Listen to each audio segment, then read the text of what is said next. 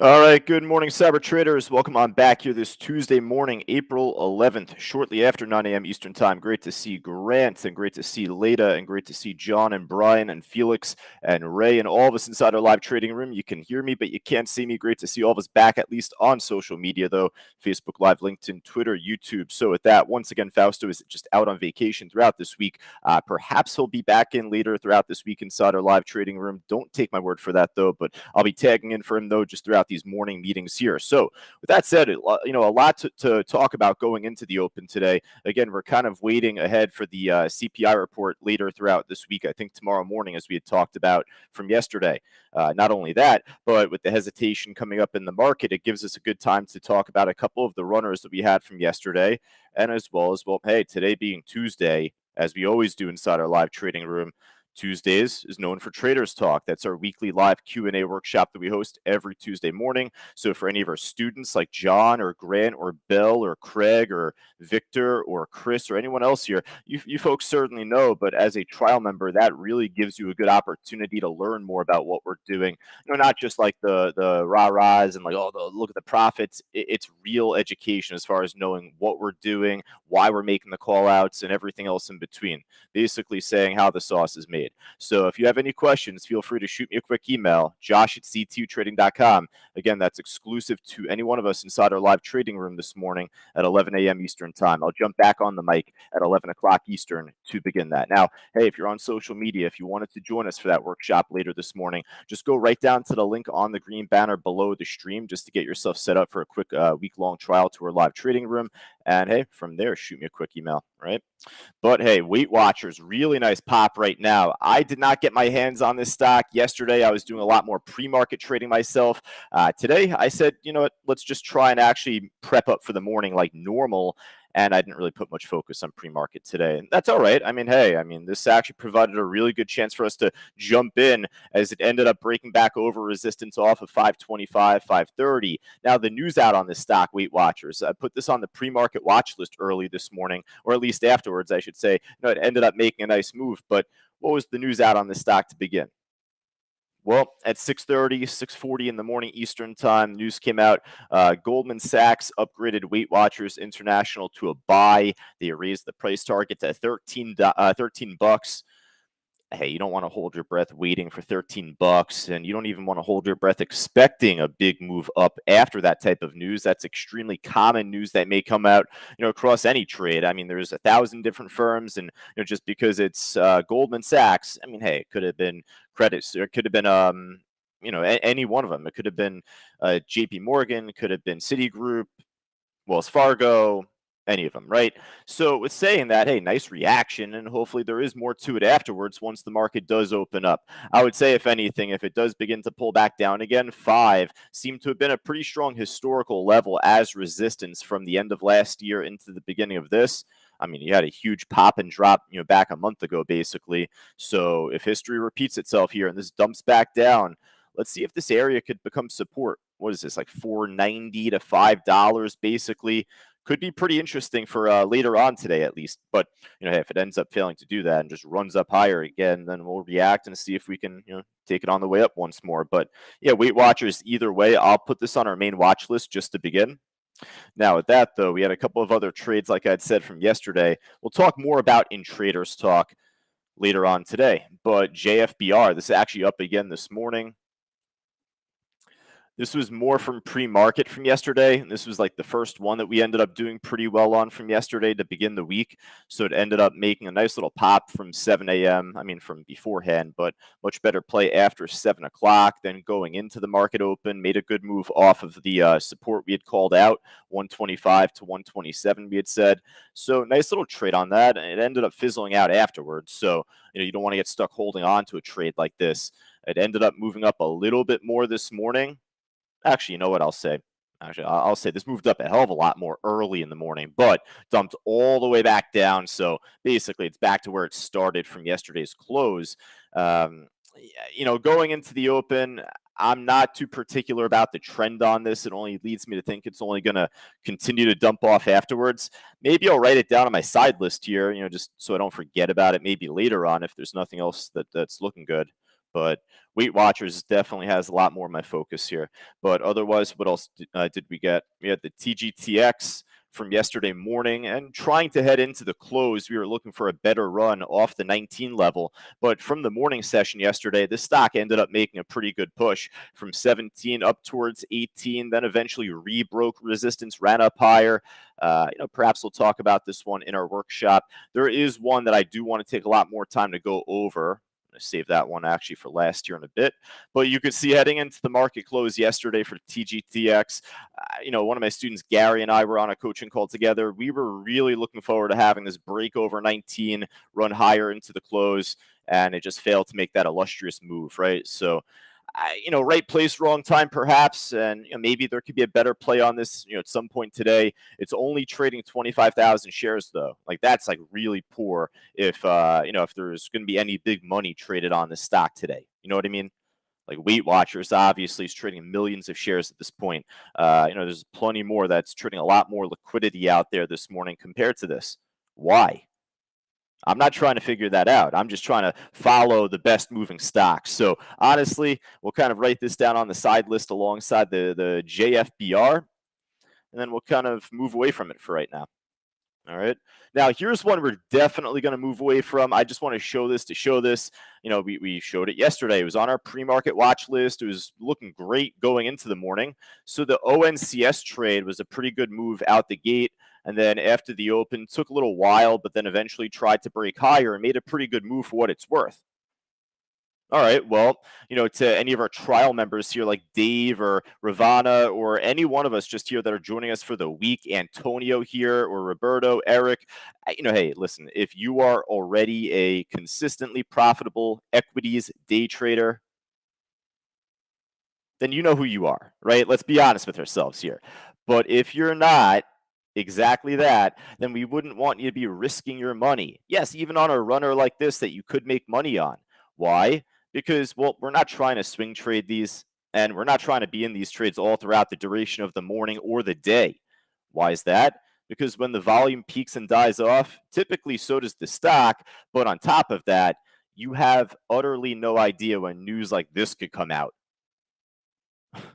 Right? I mean, just out of nowhere, ONCS ended up doing a direct offering of shares to where they ended up just diluting the stock price. Got crushed off the news, and then the gap down lower when it reopened. So that's where we could just say, listen, Traders Talk today is going to be able to cover a lot of the X's and O's.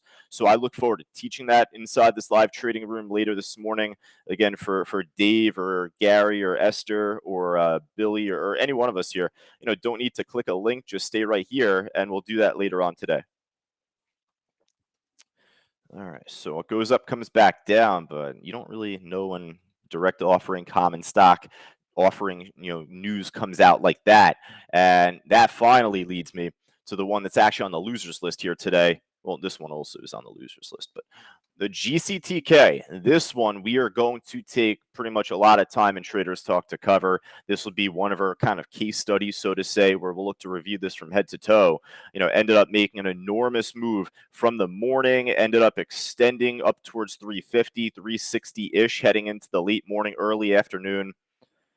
But again, failed to break higher, failed to make that bigger move for us into the close, or not bigger, but like failed to run up higher going into the close for us.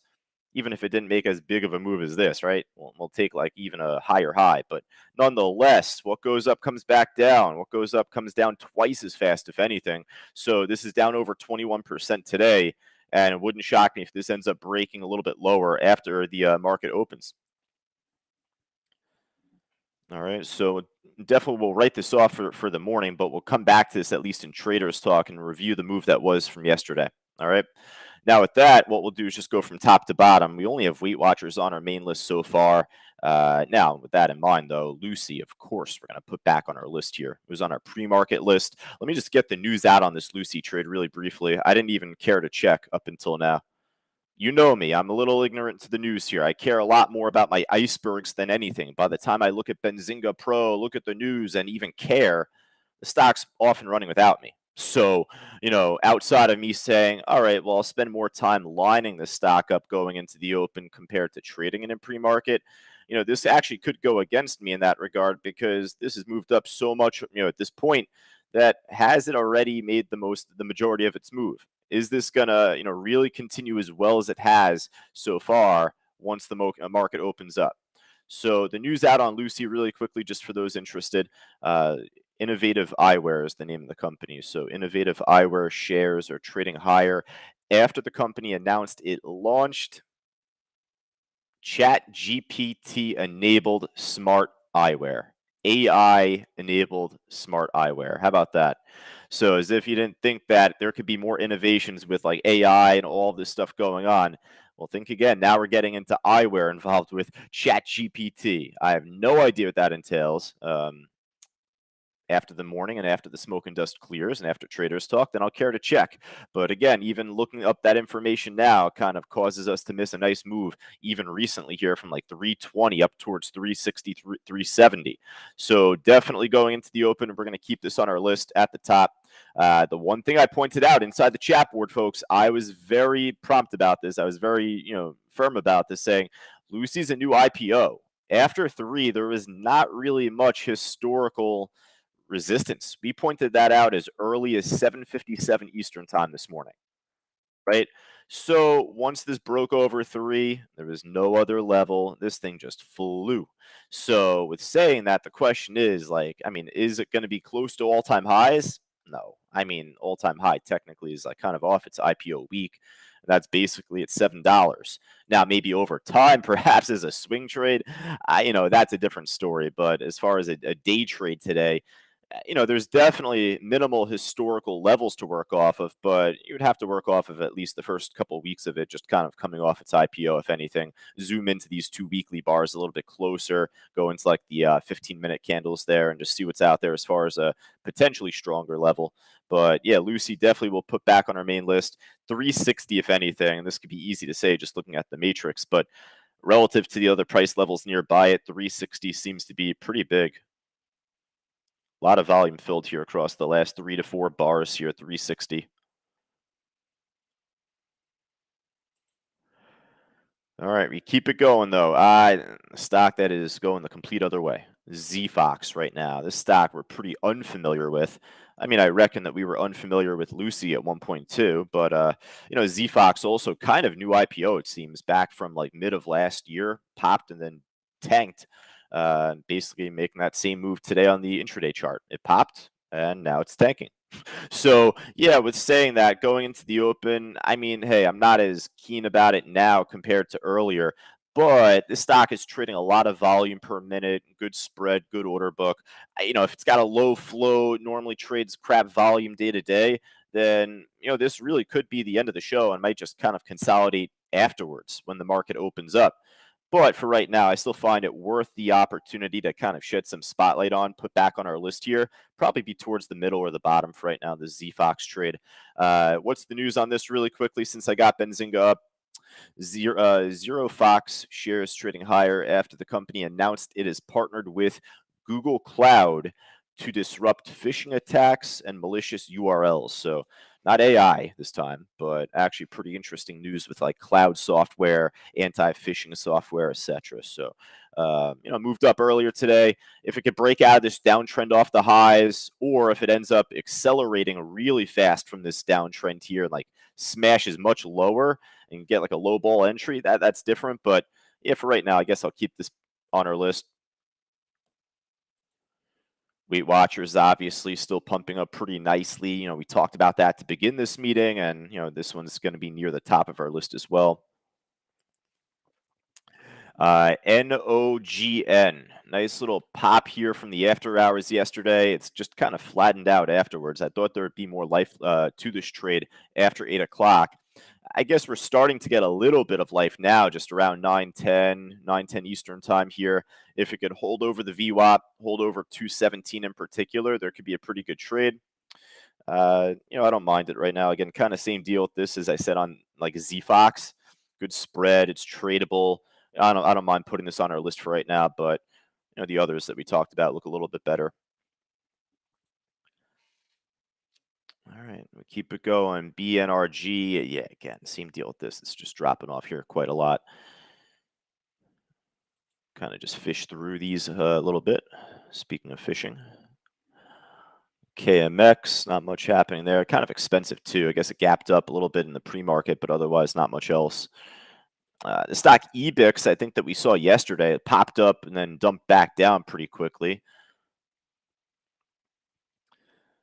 All right. Anything else I'm missing on the gainer side? I know there's a couple else that I want to talk about just before we wrap up, just from the side list. I was talking to my student Patrick about this through private chat, AMC, of course. So we'll get to that in a moment.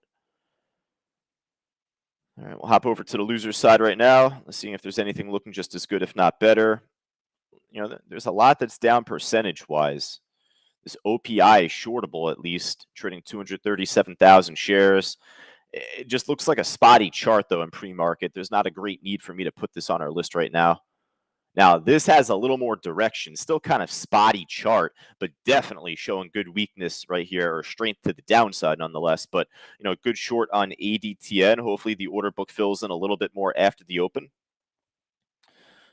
I'll slip this on here as well on the main on the main watch list here. You got Cal, what goes up from yesterday comes back down again. We talked about that before. All right, so folks, this is where I'll need your help. If there's anything else that I missed here, definitely type it in the chat board. Definitely let me know now. AMC, more from yesterday. It ended up popping a little bit after 8 o'clock, but flattened out. It's up over 3%, but it's one that we're pretty familiar with and, pretty low risk otherwise for me to kind of slip on the back end of our watch list for right now.